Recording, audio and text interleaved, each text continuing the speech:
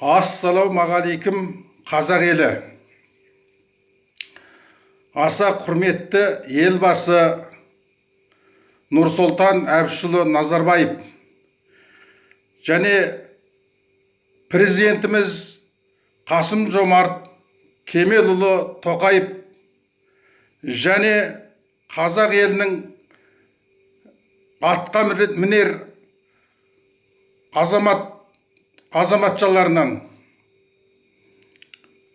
сіздерден өтініп сұрайын дегенім, Қытай қазақ шекарасын бұзып, қашып келген, қазақ еліне келген Қастер Мұсақанұлы менен мұрагер Әлімұлының бостандыққа шығып, босқын мәртебесін беріп, қазақ елінде қалдыруларыңызға және Қазақстанның азаматтығын берулеріңізді өтініп талап етемін.